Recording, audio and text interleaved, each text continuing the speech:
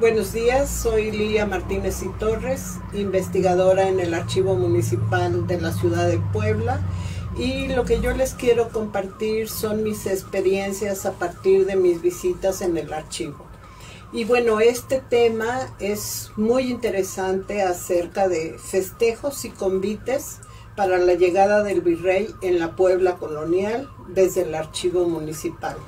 Y para ello doy gracias a mi querido amigo Alejandro Andrade Campos, maestro Alejandro Andrade Campos, por la invitación al Congreso Virtual de Archivos Municipales desde el Estado de Puebla.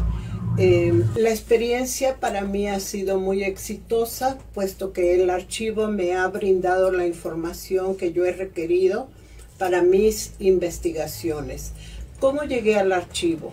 Tiene varios años que estoy investigando la alimentación en la ciudad de Puebla, que comprende desde el abasto, la distribución y sobre todo el uso que se le daba a todas estas mercancías que llegaban a la ciudad de Puebla, a la ciudad de Los Ángeles, y que era muy importante para mí saber por qué en Puebla comemos como comemos. Porque en Puebla nosotros disfrutamos de unos alimentos que están marcados básicamente por el maíz y por el trigo en la mesa al mismo tiempo, y que ha marcado en mucho las pautas de cómo nosotros somos reconocidos a nivel mundial del sistema de alimentación que en la ciudad de Puebla nosotros tenemos. El primer acercamiento es solicitar una cita en las oficinas, y sobre todo hay que decir qué libros uno necesita, ya sean libros de cabildos, libros de cuentas, en los cuales uno va a buscar la información. Mi acercamiento fue hacia documentos del siglo XIX, que era lo que paleográficamente podía leer con cierta facilidad. Una vez que dominé la lectura de los documentos y fui haciendo mis fichas, mis anotaciones y en algunos casos tomando fotografías, empecé a ir hacia atrás, y hacia atrás quiero decir a años recientes a la fundación de la ciudad de Puebla, y hasta donde yo podía leer los documentos. ¿Qué me interesaba? Básicamente el abasto del trigo y del maíz. Me interesaba cuando llegaban las flotas de los barcos españoles por el Océano Atlántico y cuáles eran los bastimentos que traían. Me interesaba saber cuando los viajes de la nao de China llegan a Acapulco, y en su paso a la Ciudad de México, los comerciantes poblanos podían adquirir este tipo de mercancías. Me interesaba saber cuáles eran las disposiciones municipales que se hacían alrededor de la venta y distribución de estos alimentos. ¿Qué quiere decir? Lo que se permitía, lo que se prohibía. Me interesaba saber en el sentido de qué implicaba el gasto para una comida, para una cena o para un refresco, como posteriormente se van a llamar. Lo primero que empecé a encontrar fue cómo cada año, cuando el alcalde de la ciudad tomaba posesión de su cargo, una manera de documentar su llegada al puesto era con una ceremonia, con una misa y con una comida. Y se decía, hágase la comida conforme lo acostumbrado. No existe un menú de lo que se servía en esta comida. Lo único que existe es una serie de gastos en las cuales se menciona cuánto se gastó, pero no hay todavía a detalle qué era lo que se había consumido ni lo que se había gastado. Más adelante empiezo a trabajar sobre las visitas de los virreyes a la ciudad de Puebla, que era lo que ellos, qué representaba su venida a la ciudad, Y bueno, este acontecimiento más o menos era cada 4 años. Nosotros podemos encontrar este tipo de documentos en el archivo, básicamente en la serie de los libros de Cabildo, y ahí van a dar cuenta pormenorizada acerca de cada uno de los gastos que implicaba la llegada del virrey. Hasta 1694 más o menos todo se anotaba en los libros de cabildos. A partir de ahí ya los gastos, va a iniciar una serie nueva que se va a llamar libros de cuentas, en donde se va a detallar todo lo que el alcalde mayor, lo que el mayordomo de fiestas, lo que los comisionados para la visita del virrey van a poder explayarse en qué fueron estos gastos y en qué se especificar. Es muy importante resaltar que en el archivo está perfectamente ordenado. Uno puede llevar una línea continua entre un año y otro, entre la visita de un virrey y otro, porque está detallado no solamente en los libros de cuentas, las cuentas que entrega el mayordomo principal, sino también están los recibos que las personas que fueron los proveedores para ese tipo de evento están entregando, y están los recibos muchas veces firmados de puño y letra por el proveedor. Algunas veces, si el proveedor no sabe escribir, el mayordomo de cuentas redactaba el recibo y el proveedor lo firmaba. Aquí esto nos da una idea del orden y control que se llevaba de los gastos. Incluso vamos a encontrar detallado en estas cuentas qué tipo de alimentos se consumen, en dónde se consumen y sobre todo la cantidad de personas que va a haber en cada banquete que se le va a hacer al virrey en su honor. Hace un momento mencionaba que si uno quiere saber de la alimentación en Puebla, es importante consultar los libros de cabildos, y es sorprendente que desde 1570 y tantos uno pueda encontrar documentos que hablen acerca de, por ejemplo, los panaderos, los pescaderos, que es increíble que en la ciudad de Puebla se comiera tanto pescado. Pues sí, porque se traía de las lagunas cercanas, del estado, bueno, era la Veracruz, y que habla acerca de la variedad de alimentos que se consumían. Por ejemplo, en 1642 hay un documento en el cual dice que se pregone el remate de la carne de carnero. Esto quiere decir que el remate era al mejor postor para adquirir las mayores ganancias.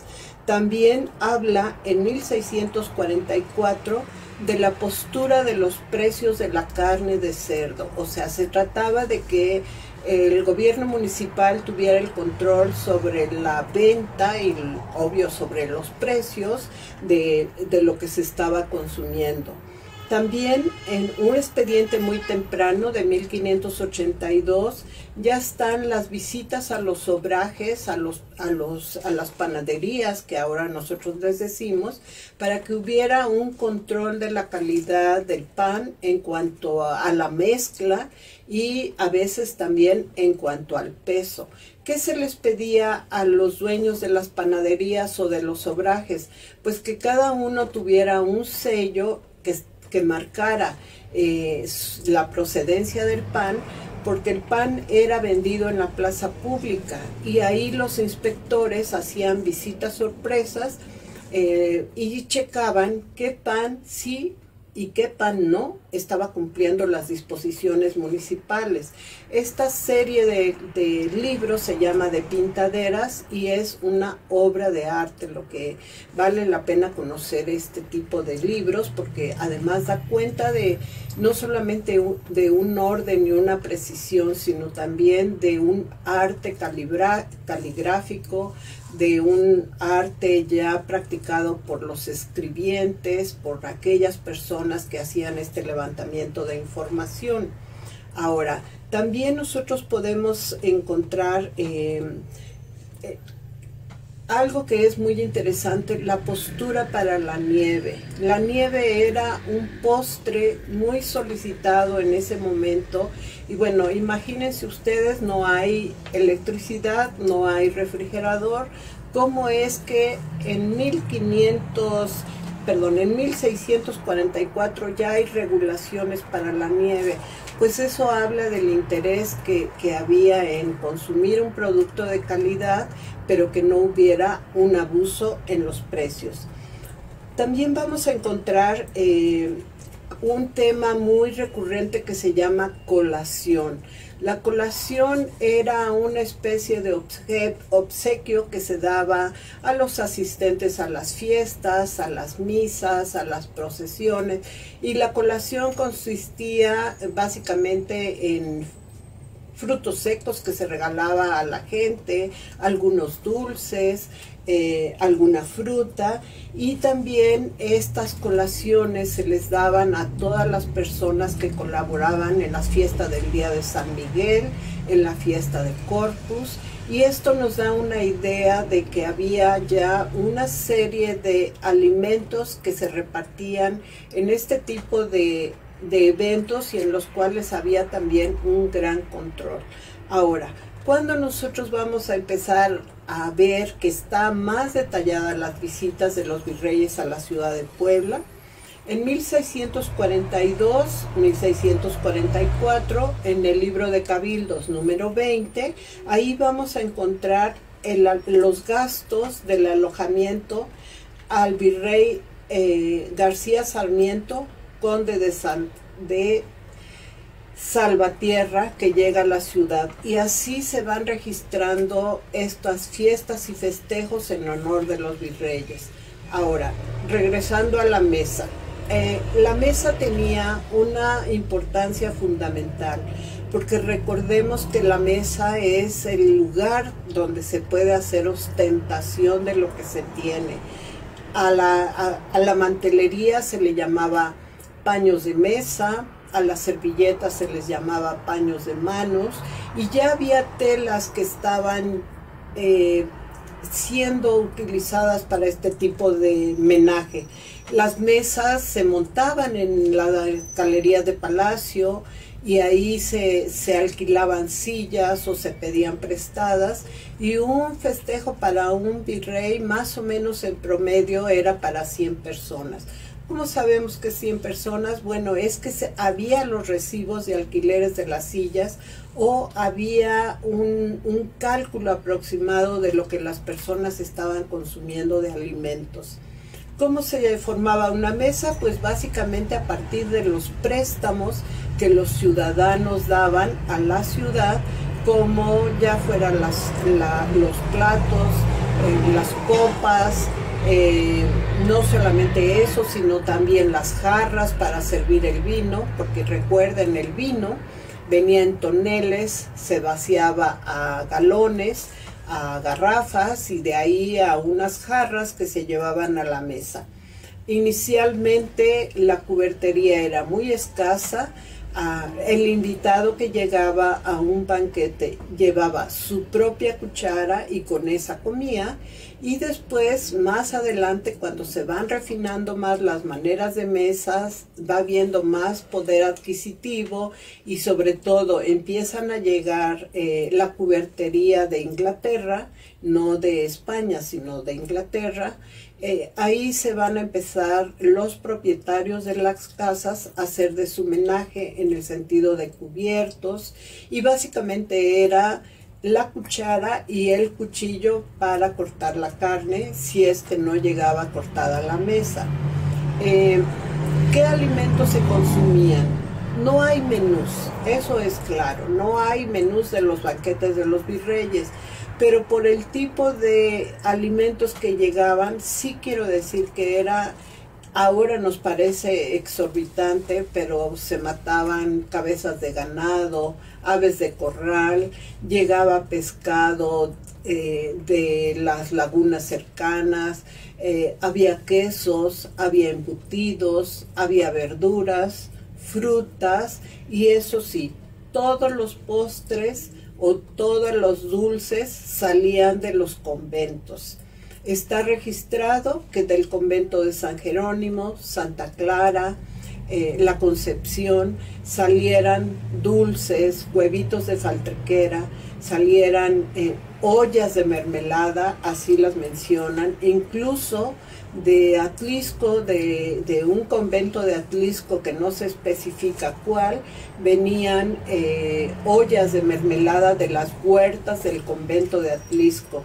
También un postre era la nieve y el aguanieve. Esto había el maestro boticario, era el responsable de hacer este tipo de aguas, y él hacía con una serie de ayudantes, porque todo se preparaba al momento, todo lo que significaba algo fresco y algo sabroso, y obvio, pues con el conocimiento que él tenía de boticario, era como se llevaba a cabo este festín.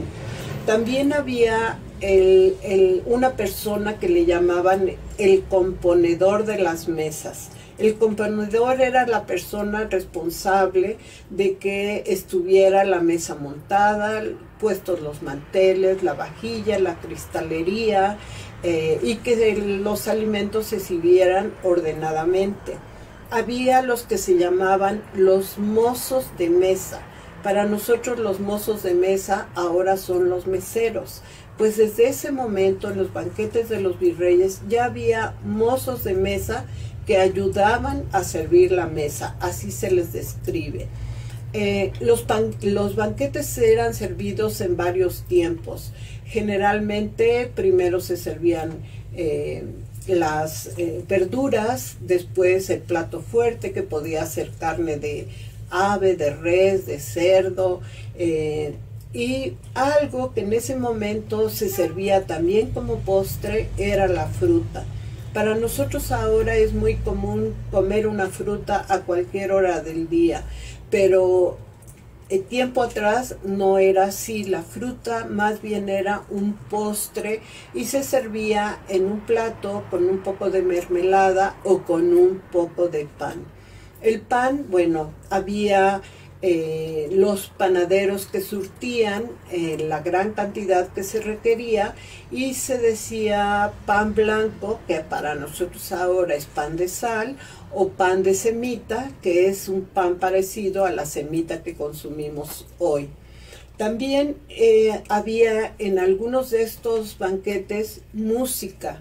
Se contrataba a músicos que básicamente eran con instrumentos de cuerdas, algunas veces cantantes, que siempre son mujeres, y otras veces se contrataba también a bailadores del son de la tierra. Esto lo he platicado con algunos amigos, tanto de músicos como de danza, y suponemos que era una especie de sonecito que se bailaba en la ciudad, y que era muy agradable por el son y por el ritmo que tenían tanto la que cantaba, las mujeres que cantaban, como los que bailaban. Aquí sí, para el baile indistintamente eran hombres y mujeres. También muy importante era en este banquete que hubiera el control de todo lo que entraba y todo lo que salía en cuestión de préstamos. Era muy común que en las vajillas hubiera muchos elementos de plata, quiere decir plata inglesa, plata mexicana, pero también era muy común que se perdiera. ¿Y se perdiera por qué? Pues no se perdía, se la robaban. Y para esto había un personaje muy especial que se le contrataba, que se le llamaba el cuidador de la plata. Él era el responsable de ir a las casas de las familias que prestaban diferentes objetos como jarras, charolas, copas, cubiertos, y que ellos los llevaran al palacio. Eran los custodios de estos objetos, incluso dormían en palacio y ahí estaban ellos cuidando la plata. Eran los que una vez que ya estaba puesta la mesa, disponían los objetos en la mesa y no se separaban de la mesa hasta que terminaba el banquete, y una vez terminado, él recogía todos los objetos de plata, los volvía a guardar y al siguiente día entregaba la plata a cada uno de los dueños. Se perdía cucharitas, algunas veces bandejas, algunas veces copas, y el mayordomo de cuentas preguntaba a estas personas cómo quería que fueran repuestas sus piezas, si con dinero, si se mandaban a hacer o si se esperaban a que llegaran de Inglaterra nuevamente estas piezas. Y generalmente la gente quería que se les repusiera y lo más pronto posible. Esto significaba que tenía que ser con plateros poblanos que hacían la recuperación de estas piezas. Además de lo ya mencionado, de las facilidades que uno encuentra para la consulta de los libros en el Archivo Municipal General de la Ciudad de Puebla, siempre nosotros llegamos a cierto tipo de conclusiones. No basta saber qué había o cómo se celebraba o cómo era la llegada de un virrey a la ciudad de Puebla y qué era lo que uno puede conocer hoy a través de estos libros de cabildos y libros de cuentas, sino también la reflexión implica qué es lo que queda de todo eso, qué es lo que hoy, 2020, podemos encontrar en la ciudad de Puebla. ¿Por qué seguimos siendo reconocidos como un lugar importante en la culinaria gastronómica? ¿Por qué en 2010 se le da a Puebla este nombramiento por su cocina tradicional como patrimonio inmaterial de la humanidad? Pues básicamente van quedando muchos de aquellos aprendizajes y que hubo en los banquetes de los virreyes, en la manera de cómo nosotros conocemos el abasto de las provisiones, y sobre todo en las maneras de mesa. A veces se dice que los poblanos somos un poco exagerados y demás, pero en realidad lo único que estamos haciendo es continuar con aquellas tradiciones, con aquella educación, con aquellos conocimientos que nosotros adquirimos de este tipo de banquetes en este tipo de mesas. Y básicamente es, ¿qué conservamos hoy? Bueno, pues la comida es muy importante para nosotros, una comida con los ingredientes adecuados, con las técnicas culinarias adecuadas, y luego sentarse a la mesa con amigos, con familia, con invitados que pueden ser de diferente tipo, y en la cual nosotros estas maneras de mesa aprendidas desde los tiempos de los banquetes a los virreyes perduran ahora. Y si bien ahora ya el componedor de mesas o el ayudante para servir las mesas han cambiado de nombres, lo que sí sigue habiendo y desde tiempo de los virreyes es el cocinero, el ayudante de cocinero, la galopina, y cómo han pasado 4 siglos y estos personajes que practicaban estos oficios siguen siendo importantes. La culinaria mexicana, no solamente en las casas de familia, sino también en los restaurantes, tiene un lugar predominante en este momento. Y también tenemos que analizar qué del pan, qué del trigo, qué del maíz, qué de la tortilla, qué de la manera de cocinar esas comidas tradicionales tan reconocidas hoy, como el chile en nogada, el mole poblano, el manchamanteles, el encacahuatado. Son comidas que no solamente tienen esa combinación de elementos indígenas mestizos, españoles, sino también mucho de Asia que nosotros tenemos en este tipo de alimentos y especias que hoy nos denota como una cocina tradicional y como una culinaria poblana importantísima a nivel nacional. Y es importante que no olvidemos que para aprender, para conocer, para saber, necesitamos investigar, ir a las fuentes. ¿Cuáles son las fuentes? Pues los libros que se encuentran en el Archivo General Municipal de la Ciudad de Puebla, y construyamos como poblanos nuestra propia historia.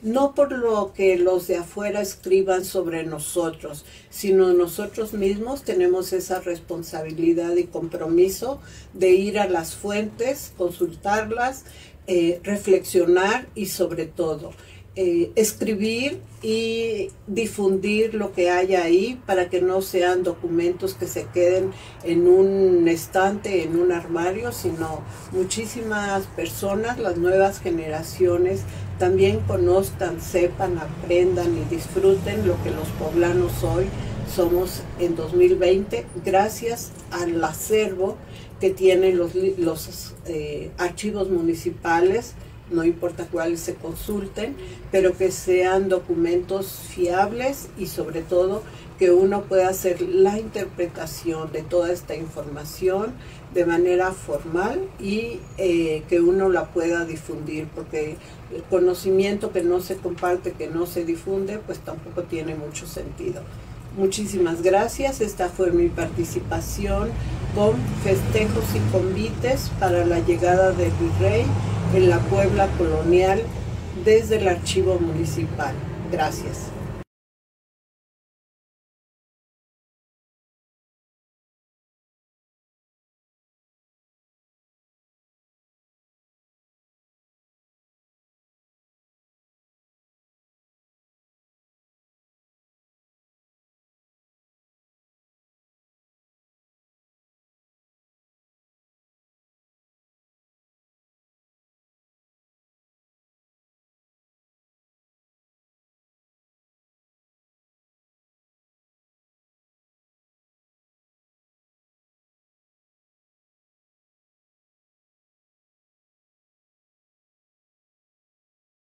Gobierno de Puebla. Hacer historia, hacer futuro.